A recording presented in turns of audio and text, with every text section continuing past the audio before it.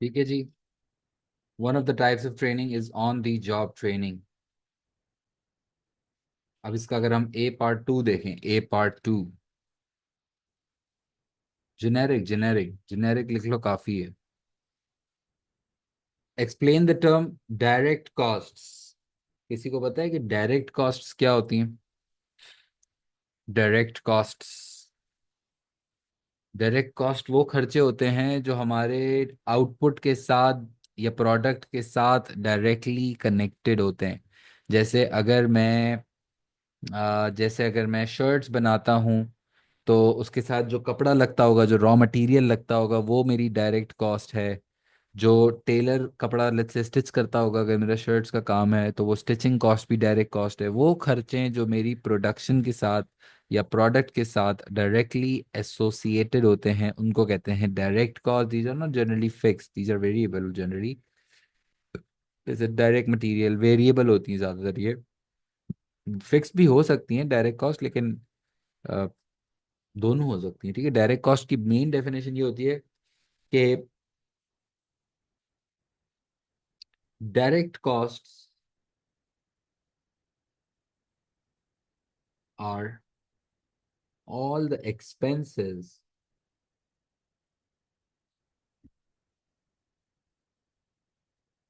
incurred by a business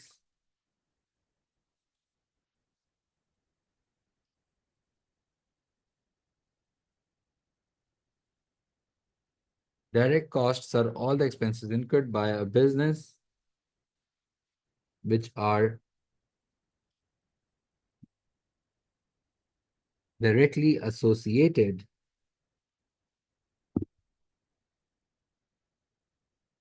are directly associated with the production process.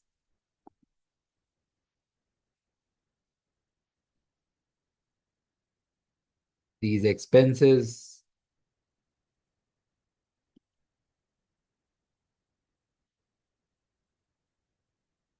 are directly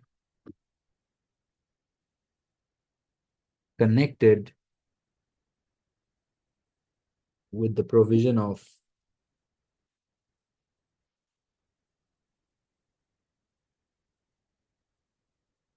a product to the customer.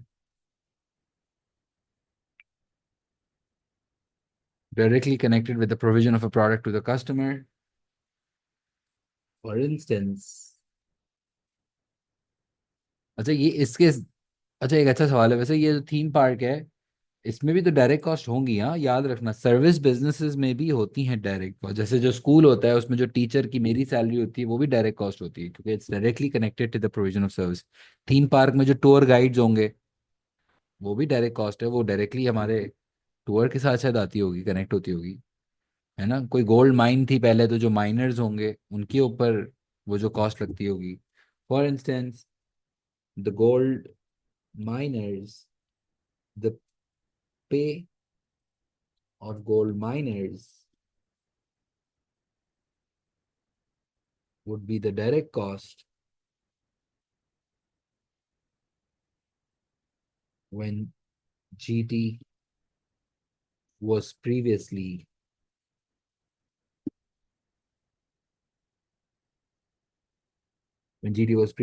a gold mine. Maintenance यार, maintenance I think maintenance indirect होगी। Utility bills भी direct cost होंगे। Utility भी I think, नहीं यार, utility भी बहुत सारे बड़ा टर्म है ना यूटिलिटी। वैसे थीम पार्क के अंदर डायरेक्ट कॉस्ट जनरली कम होगी। रेस्टोरेंट होगा इनके अंदर, जिसने रेस्टोरेंट बताया, तो हम में भी ये लिख सकते हैं कि जो फूड वगैरह देते होंगे, तो वो फिर डायरेक्ट कॉस्ट होती होगी, जो कि इजीली ट्रेसेबल कॉस्ट है।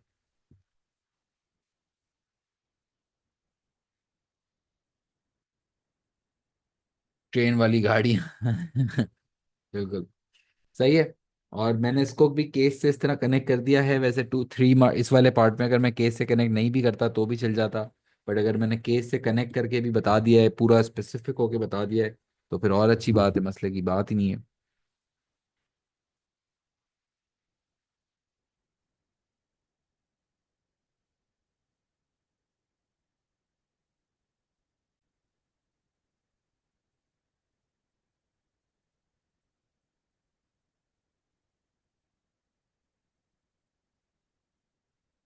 ठीक है, अब इसके बाद देखते हैं बी पार्ट वन क्या कहता है। B part one,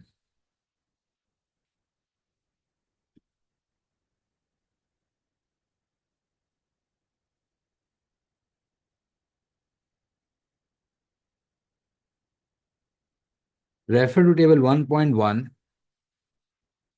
calculate the change in GT's total cost between 2020 and 2022.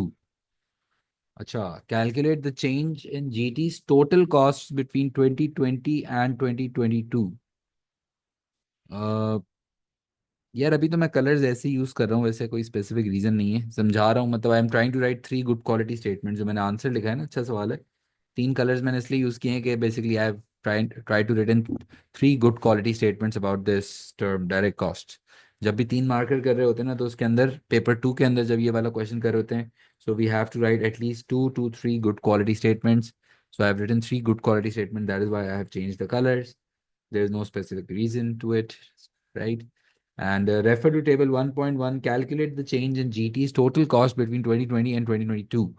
Total cost में डिफरेंस निकालना है बिटवीन 2020 एंड 2022. तो टोटल कॉस्ट क्या दी हुई है भाई? टोटल कॉस्ट हमें क्या दी हुई है क्या?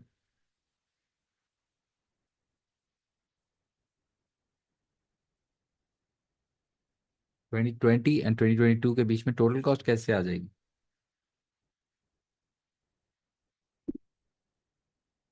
टोटल रेवेन्यू दिया हुआ है और प्रॉफिट भी दिया हुआ है। रेवेन्यू और प्रॉफिट का जो डिफरेंस होता है वो हमारी कॉस्ट होगी ना, जाहिर है। क्योंकि रेवेन्यू माइनस कॉस्ट किया होगा तो प्रॉफिट आया होगा। चलो निकालो, तुम जरा डिफरेंस निकालो। 2 मिनट में रुक रहा हूँ। Try to calculate this B part one now. अगर तुम खुद बी पार्ट वन करते तो कैसे करते? Just try it. 2 मिनट दे रहा हूँ, फास्ट चलो। नोटबुक में लिखो, ऐसे लिखो जैसे तुम डायरेक्ट आंसर नहीं, एग्जाम में किस तरह से लिखते हैं मैं, ये लिखो, ट्राई करो।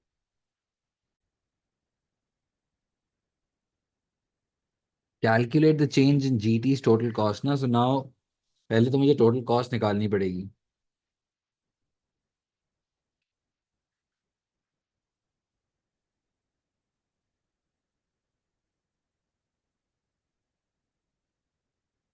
वैसे ये होता है, revenue minus total cost is equals to profit, यूं होता है। लेकिन अभी मुझे जो है रेवेन्यू नहीं निकालना, मुझे टोटल कॉस्ट निकालना है ना। तो टोटल कॉस्ट को मैं इस साइड पे ले जाऊं अगर, तो total cost is equals to revenue minus profit, जितना कमाया है ना। ठीक है, तो 2022 में रेवेन्यू कितना था? 2022 में रेवेन्यू कितना गिवन है?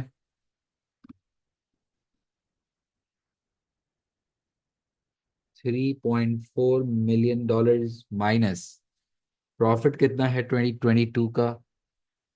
0.9 मिलियन डॉलर्स। गुड।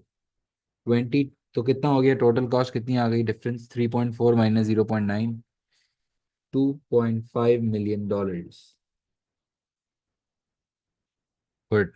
और 2021 के अंदर, हाँ 2020 में बताओ, 2020 में रेवेन्यू कितना है? 2.8 million dollars minus 0.2 million dollars is equals to कितना हो जाएगा?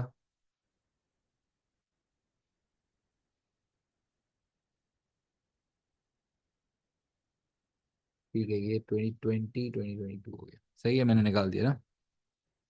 2022 में 2.6 मिलियन हो गई थी, जबकि 2020 में हमारी कॉस्ट थी 2.5 मिलियन। कॉस्ट बढ़ गई है, तो डिफरेंस जो है वो 2.6 million dollars minus 2.5 million dollars is equals to 0.1 million dollars. Basically, I could say that the total cost for GT increased by $0.1 million in 2022. खर्चा जो है वो हमारा बढ़ गया है। रेवेन्यूज कम हो गए हैं और खर्चा बढ़ गया है। क्रेजी भाई, क्रेजी। मतलब क्रेजी हो गया ना, मतलब रेवेन्यू आप कम कमा रहे हो लेकिन खर्चा जो है आप बराबर कर रहे हो, तो ज्यादा ही कर रहे हो बल्कि। ठीक है।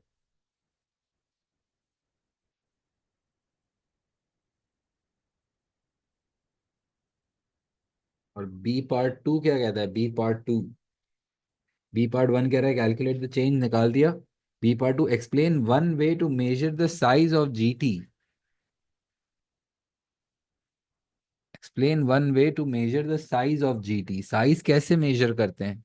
What are the different ways in which the size of the business can be measured? Number of employees हम देख सकते हैं, जितने ज्यादा एम्प्लॉयज हम उतना उसको बड़ा बिजनेस कंसिडर कर सकते हैं, जितना कम एम्प्लॉयज उतना हम उसको छोटा बिजनेस कंसिडर कर सकते हैं। मार्केट शेयर भी चेक कर सकते हैं, जिस बिजनेस का मार्केट शेयर ज़्यादा है, ज़्यादा मार्केट परसेंटेज होल्ड करके बैठा है, तो उसको हम लार्जर स्केल पे कह सकते हैं। सेल्स भी देख सकते हैं, the business which would be generating a higher value of sales could be considered as a larger business. Share values भी देख सकते हैं, जो शेयर कैपिटल होता है, जिसमें मार्केट कैपिटलाइजेशन होती है। आउटपुट नहीं देख सकते इसका, क्योंकि it's a theme park. Value of capital employed भी देख सकते हैं। प्रॉफिट नहीं देख सकते भाई, प्रॉफिट से हम साइज का अंदाजा नहीं लगा सकते, क्योंकि बड़े बड़े बिजनेस भी लॉस करते हैं भाई। Profit is a measure of success, not the measure of size. Okay. Value of shares, number of shares नहीं होता, वैल्यू ऑफ शेयर्स। और कोई ऐसा मेथड लिख लेना भाई जो इजी लगे, ठीक है। और इसमें हमें कनेक्ट भी करना चाहिए, इसमें हमें एप्लीकेशन मार्क्स भी चाहिए होते हैं।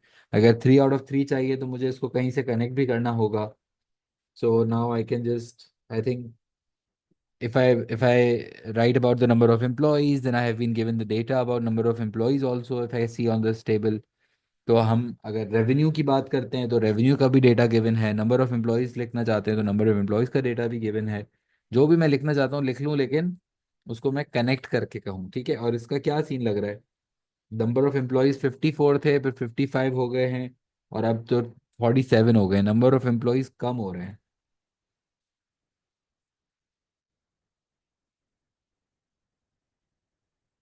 तो लिख लो, मैं लिखवा रहा हूँ। One of the ways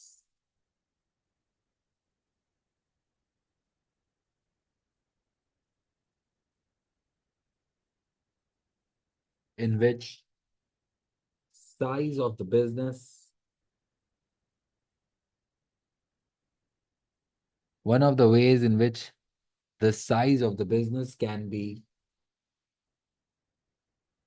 measured is through the number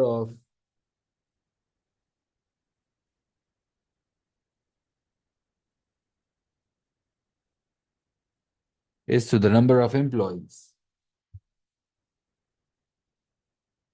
Higher the number of people working,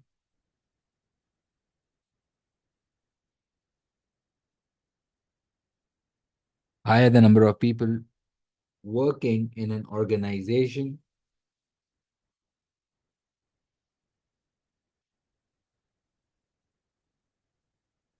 larger the business can be considered. Higher the number of people working in an organization, larger the business can be considered.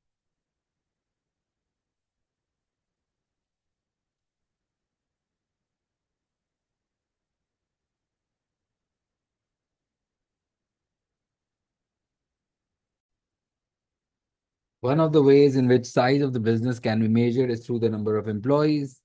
Higher the number of employees working in an organization, larger the business can be considered, as it can be seen that in 2020 कितने लोग काम कर रहे थे? 2020 में 54, और अब 47 हो गए। In 2020, 54 employees were working in GT, which is now down to 47 employees। अब तो मेरी स्क्रीन चल रही है, आई थिंक स्क्रीन सही है ना?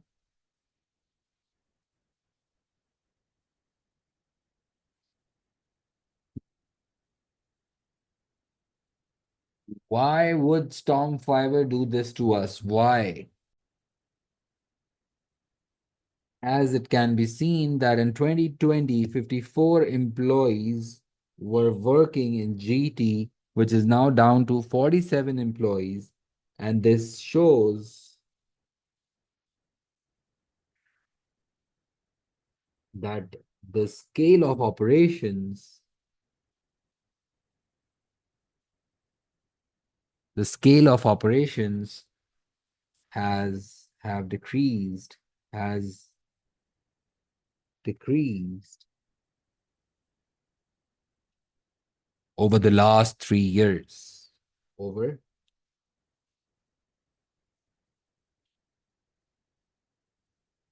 3 years.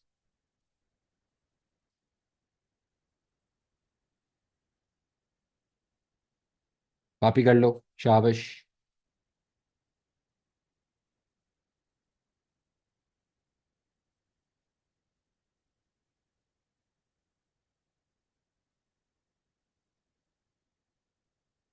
शाबाश कॉपी दिस डाउन